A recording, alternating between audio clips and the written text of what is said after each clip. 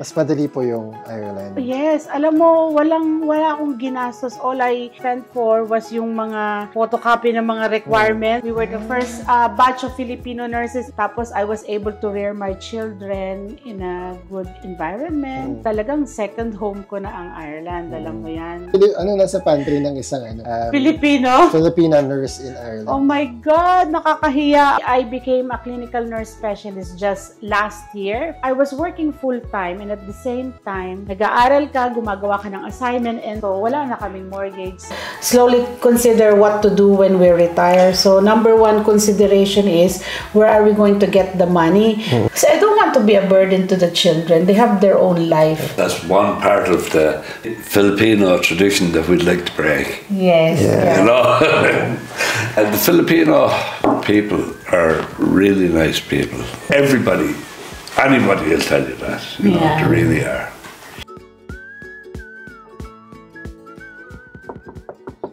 Hello, Boyet! Welcome to Wexford! Come in, guys! Wow! Thanks what for a beautiful coming! home! Your house is really nice. Thank you! Quick introduction lang po. Yeah! Can you introduce yourself? And saan po kayo sa atin sa Philippines? Hi, everyone! My name is Maribeth Cleary. I'm originally from Antipolo, Rizal in the Philippines. So, I grew up in Manila. This is the entryway. This is of our hall. Simple lang, pero unti-unti naming inaayos. So, ito yung aming console table. Tapos, nandito yung picture naming mag-iina. This was during our wedding. Your wedding. This is Jessa, my eldest daughter, and this is Gail. She's my youngest daughter. Ano na po kayong katagal dito sa Ireland? Nako, we're one of the pioneers kasi in the Southeast. We were a group of, I think, around 40 nurses. We were the first batch of Filipino nurses in the Southeast. So we arrived here in 2002. So 23 years na kami this year, and we are going to celebrate our silver anniversary in 2027. This is our sitting room. Tuloy kayo. Simple lang naman.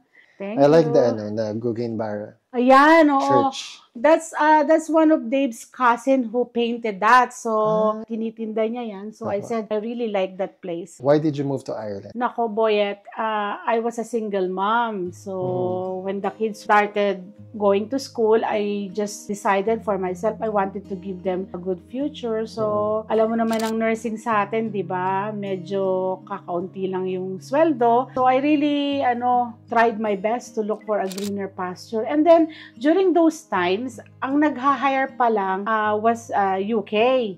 So, I applied for the UK. Nag-apply ako sa isang agency sa atin. While I was waiting for UK to call me, they said, why don't you go to Ireland? They have a demand at the moment, and then you can leave the Philippines sooner. Kaya, sabi ko, siguro ito yung, ni Lord, yung gusto ni Lord na mangyari. Mas madali po yung Ireland. Yes. Alam mo, wala akong ginastos. All I spent for was yung mga photocopy ng mga requirements at saka yung pamasahe ko going to Makati kasi doon nakabase yung agency. Oo. Yun lang. And then everything was sponsored. Yung flights, tapos yung initial accommodation namin, everything was paid for. Tapos during those times, we didn't have to do the English exam. So as long as you had the qualification, your experience in the Philippines, and you're a qualified nurse in the Philippines, they will give you the PIN. And then after that, they were requiring the English exam.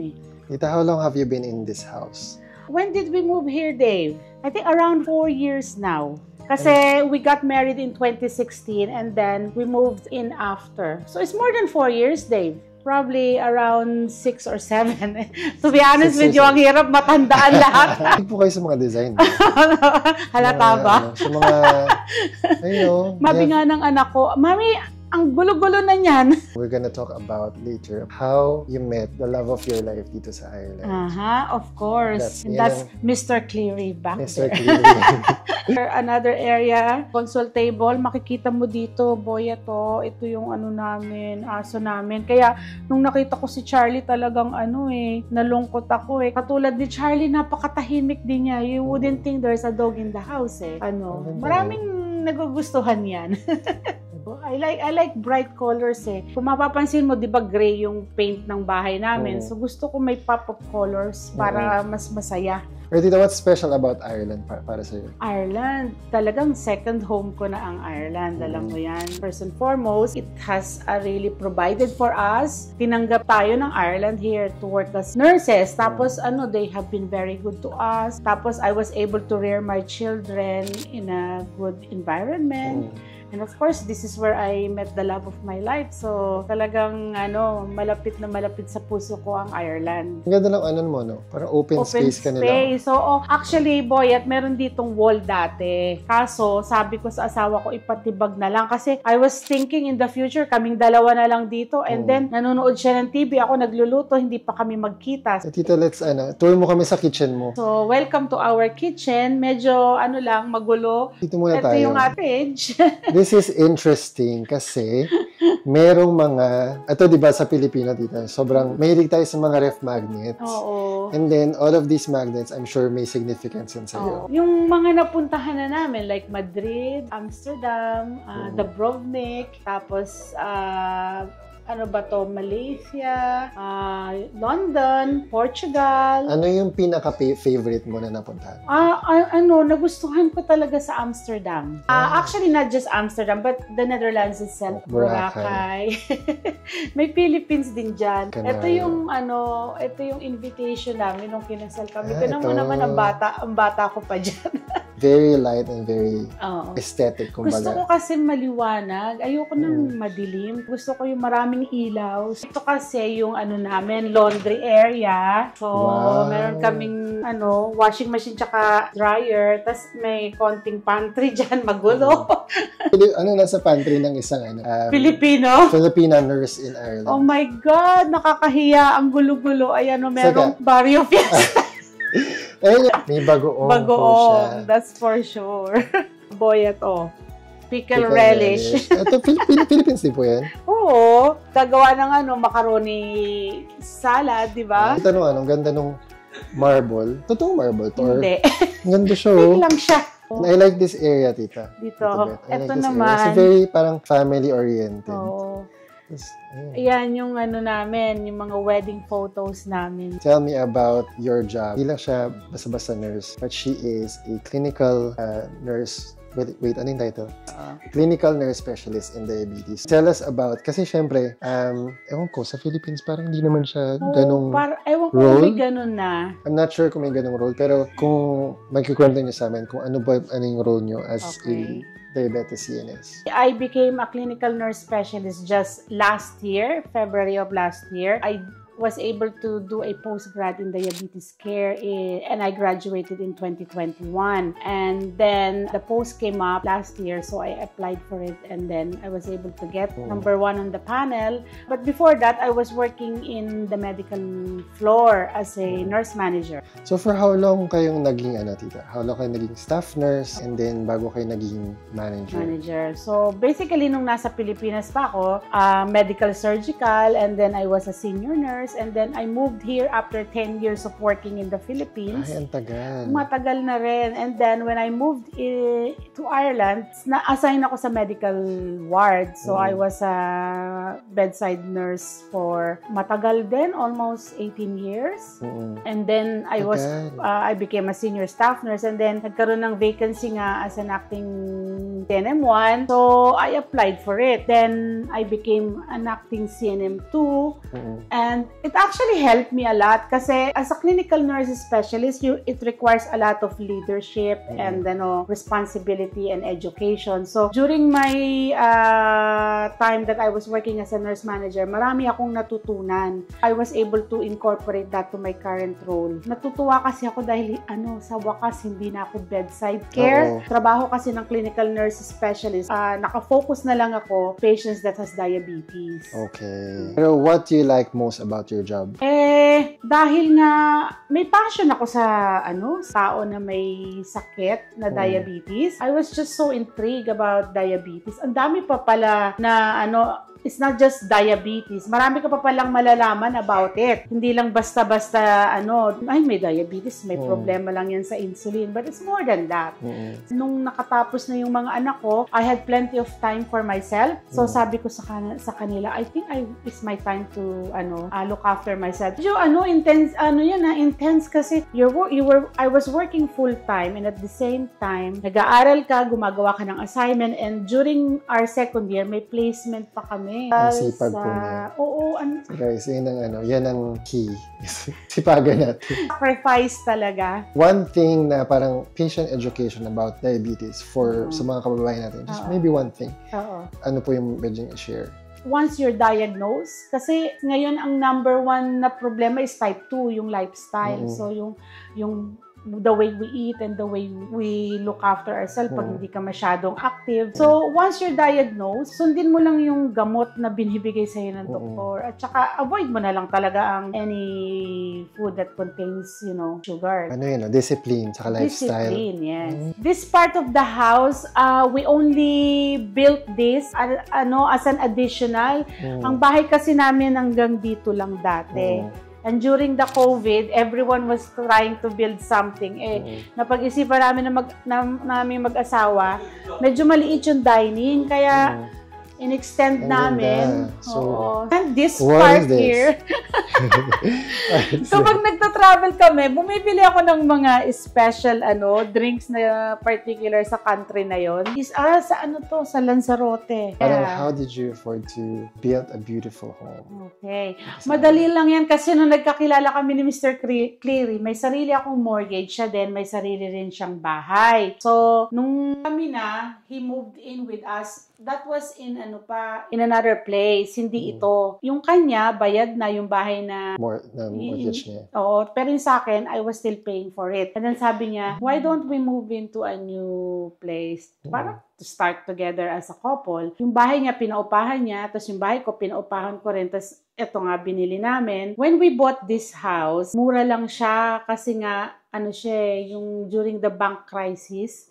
So, bidding yan. So, nag-bid kami and thank God we were lucky to, win the bidding. Pero nung binili namin to, wala talaga. Puro lang yan. Parang... So, hindi siya gantong kaganida? Hindi. Lang yan. Parang matchbox lang siya na walang laman. So, thank God sa awa ng Diyos na paayos naman namin. Tapos ngayon, wala naman kami ng mortgage. Yung bahay ni Dave, binigay na niya sa anak niya. And then, I was able to sell the house that I used to own. So, and ito, wala na kaming mortgage. Meron silang table here para mag-picnic when it's sunny. Bilang ang Wexford ang sunniest county in Ireland. Not today, no? Not today. Medyo malamig. Pero itong kanilang kanilang garden. Ayan, mga pinaghirapan ni Mr. Cleary. Siya masipag mag-garden. What's the there? Puti? Oo. That's the grave of our dog Michi. Oh. Diyan namin siya inilibing kasi ayoko siyang ipakremate. Inuwi talaga namin yung body niya. Ang hirap pala ng may aso, tas bigla kang iiwanan. Ilang bedrooms pala ito, tita? 4 bedrooms siya. Sasama mo ba kami sa taas? Sige, pakita ko yung hallway sa taas. Pakita niya yung hallway sa taas. Huwag na lang sa kwarto. Ano po ito, tita? Nandiyan yung mga ito yung room. Isang room to. Isang room. 3 bedrooms sa taas. 3 bedrooms sa taas. Diba? Ang laki yun. I like the theme here. Parang white and crystal. Ang ganda. Very cohesive. Totoo to, tita? Oo, totoo yan. Sobrang laki na nga Hindi ko na nga alam kung saan ilalagay. Nanggaling ka dyan kanina, kami diba? dyan kanina. Oldest lighthouse in the world. Ayan naman Ito ang yung Johnstown Johnstown Castle. Castle. Tapos yan, yung yung mga sunset. Today, nandito tayo ngayon sa County Wexford kung saan matatagpuan ang second to the oldest functioning lighthouse in the world, ang Hookhead Lighthouse. Ano ba tawag dyan? Landing? Parang hallway. Entryway, landing. Ang ganda. Ito yung mga diploma namin mag-iina. Ito yung postgrad ko, tapos sa 2 anak ko. Tapos ito, maliit na kwarto nila Jessa. Tapos ito yung toilet and shower. Magchichikahan naman tayo, no? Ano man ang tanungin mo sa akin, sasagutin ko. So, This is their lovely home, and they're sharing, a little bit about their life here in Ireland, the life that they made. Paano na-meet ni Nurse Beth si Mr. Dave? Okay, I think my husband has to answer that. How did you meet me, darling? Guys meet? Beck contacted me, wanting me to transport her two daughters to school. Yeah. We used to have a taxi bus run. Yeah. And met Beth that way. Just got to know her there. So that's how we met, and then I didn't realize that he was keeping an eye on me already. So it's the other way around now. When I arrived here first, I noticed that they are very family oriented, and of course, the fact that this is a Catholic nation as well, it added to the sense of comfort, like you're near home. And then the Irish people itself, they're very nice people. They're very friendly and they're humble. I felt that, I'm not alone anymore when I met him. And then that's basically it. I felt at home when I moved to Ireland. So is that what you like the most about Dave? You felt home? Yes, yeah. Parang Filipino rin sila in their ways. I think the Filipino and the Irish are very direct, two races. They're very close, very similar values. What's the Filipino trait that you like? About your beautiful wife. About your The Filipino people are really nice people in general. There's a great community of Filipinos in Wexford. Really, in Wexford? There is indeed. And very close and very nice people. And as I say, I think the Irish and Filipino cultures have a lot in common. I couldn't elaborate. Maybe I get in trouble. I think I must have been to the Philippines about 10 times now. Yeah. He actually looks forward to going to the Philippines more than going anywhere else. Oh, really? Yeah. More excited than me. Really? We go out here. We'll talk about the differences in food. So basically, Dave loves potato and I like rice. So that's the main issue in terms of food. Well, it's not but we're able to navigate that.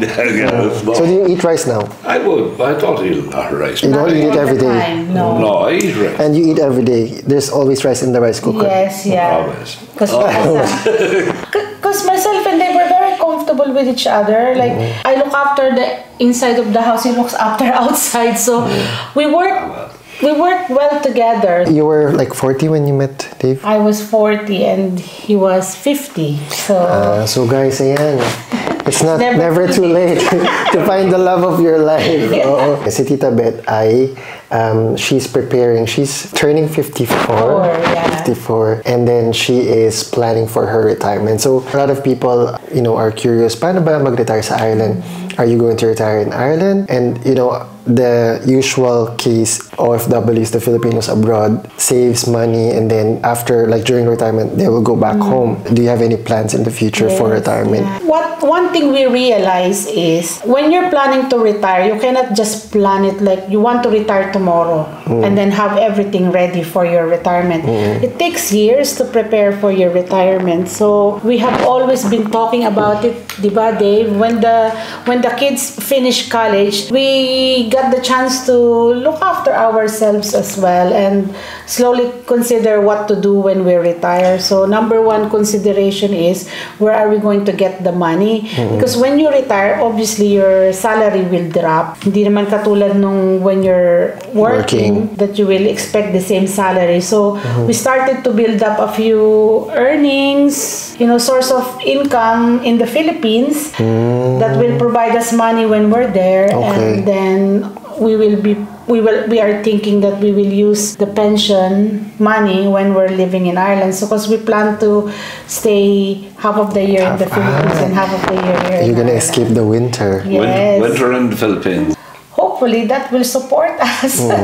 Sabi ng anak ko, ng mga the kids said, just especially, Mommy, why are you worried? We're here anyway. I said, I don't want to be like that. We don't want to be dependent on you. We want to be independent even during our retirement age. Sabi ko sa kanya, kasi I don't want to be a burden to the children. They have their own life. We want to make sure that we will still be able to manage to do the things that we love to do when we're retired, that we can still afford that, you know, without being dependent on anyone. Napakaganda na, no? At least it's not parang in your children's shoulders that they always thinking about you. Because alam mo yung the older times, they are, yun ang mindset ng mga parents. Yeah, diba? I think that's the normal. That's one part of the Filipino tradition that we'd like to break. Yes. Yeah. You know?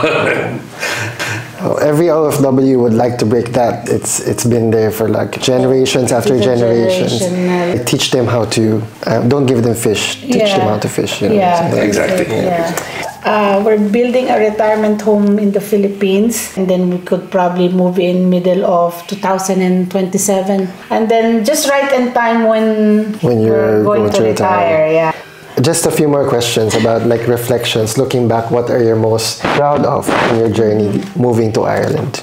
One thing that I'm very proud of is we were able to show the quality of Filipino nurses to the Irish Health Board. Sabi ko nga, pag may bagong Filipino nurse sa hospital, they would always say, oh, the standard that, the original Filipino did here is to this high. And so the new Filipino nurses would always say, ate, under pressure kami because we have to keep up with the standard that you had set. So, nakakatuwa to get those kind of feedbacks. Diba, Filipino nurses are well known all over the world na caring at saka dedicated and hardworking. So, what does Irish people think about Filipino nurses or Filipinos in general? Irish people have a lot of respect for Filipinos in general, I think, and as regards Filipino nurses, I don't think you have to answer that question. I think everyone knows the answer to that.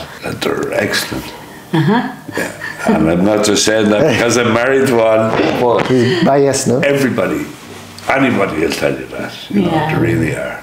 On that point, about 15 years ago, I was pretty sick. I was in Wexford Hospital. I didn't know Bet at the time, but there was a guy there, and I didn't know until later he was a good friend of Bet's. He lived in the same house as Bet, actually, at the time. Richard was his name, and I'd like to give him a mention because he looked after me very well. And I'll never forget him for it. Last question is, what piece of advice would you give to our Filipino nurses, or maybe they're not nurses, who are looking to migrate here and make a life here in Ireland, build a life in Ireland? Just enjoy the journey, because every journey is different naman. I cannot say that their journey will be the same as mine. Some people will be successful, some people might not achieve what they are expecting from this country. But I suppose it's a matter of enjoying the journey and learning the culture and the language and the everything about the country where you wanted to immigrate. Kahit saan ka magpunta, kailangan ka naman talaga, you have to be accepting and open-minded. Kailangan ka rin matutong mag-adjust, hindi lang sila yung mag-a-adjust sa'yo. So, kung may goal ka talaga in life, kahit anong hurdle yan, ma-achieve mo naman. Doesn't matter where you are in the world, kahit nasa Pilipinas ka lang siguro, kung talagang you will work hard for it, I think you will succeed. Nasa tao lang yon. Si Tita Beth, si Nurse Beth, ay isa pong entrepreneur na din. So, she's a nurse entrepreneur, and papakita niya sa atin ang kanyang, ano ba tawag dito? Side hustle? Side hustle. And bedroom turned stock room. So, Boyet, look at the quality naman, no? Hand-painted yan. Tapos, very durable talaga siya. Tsaka, saan ka pa? Tignan mo naman ang craftsmanship ng niyan, painting, ha? Hand-painted each bag. Oo, that's hand-painted, ha? Ang problema lang kasi, I have to import them from the Philippines. So, it comes out as expensive. Ito, parang diba? About nursing. nurse, Yes, magaan siya, gaan lang siya, tapos so, durable. Ano niya, tita? Ano yung material niya? Recycled plastic. Tapos ginagawa siya ng mga na mga housewife na walang source of income. So this becomes the source of income for them. So that's one way of me helping them kasi dinadala ko sila dito and I'm trying to sell it. So bumibili ako sa kanila and then I sell it here. So pangbata. So cute. Bang, cute. Wow. 25 euro lang yan So 25 euro yung ganito. Meron akong Ang cute niya, Facebook page, baka gusto nilang ayan, boya to. Sari-Sari by Beth Cleary. Okay. So, ilalagay natin yung kita sa description natin. Sari-Sari by Beth Cleary. So, ano ba makita dun sa Facebook, page nyo? Actually, meron akong isa pang venture ngayon na inumpisan ko. Ang tawag dun is Pusong Pinoy Gift Box. So, itong gift box na to, sa Pilipinas na ipiprepare. So, halimbawa, gusto mong magpadala sa mami mo for birthday or for Mother's Day, which is this coming 11th of May, i-message mo lang ako, ipapa-impake ko sa Pilipinas. So, makakarating sa mami mo within 1 to 10 days. Depende kung sa Visayas in Mindanao, it will take at least 3 to 10 days. Pero kung Luzon or Metro Manila, 1 to 3 days lang. So, ano po yung nasa box? So, may dalawa akong boxes na naka-promo ngayon. Yung isa is 60 euros, yung isa 100 euros. Visit nyo yung website ko, nandun lahat ang laman. It's more than worth it talaga kasi kasama na rin yung delivery doon. Kasi kung dito ka magpapadala, it will take 3 months. Tapos yung 100 euro, bayad mo pa lang yun dun sa box at saka sa delivery. Whereas this one will already have the content. Tapos, mabilis pa ang delivery. Ito kasi, with hand paint and everything, kasi kailangan mong bayaran din ng artist. So, this is 60 euros. So, artist from the Philippines? Yes, oo. Tingnan mo naman ang craftsmanship yan. Tapos, may iba pang mga designs na mas mura naman. Katulad nito, 40 euros lang yan. Ito, very Diba? Very tita. Pang summer, diba? Thank you very much, and please don't forget to like, share, and subscribe to the YouTube channel, and we'll see you on the next episode. May gusto ko batiin, tita. To my mother, back home in the Philippines, Nanay Imay. And that's it? That's it, Alright guys, thank you so much. I'll see you next time. Bye. Nag-abala pa po kayo? Uy, siyempre naman. Meron akong, YouTube vlogger na dumating.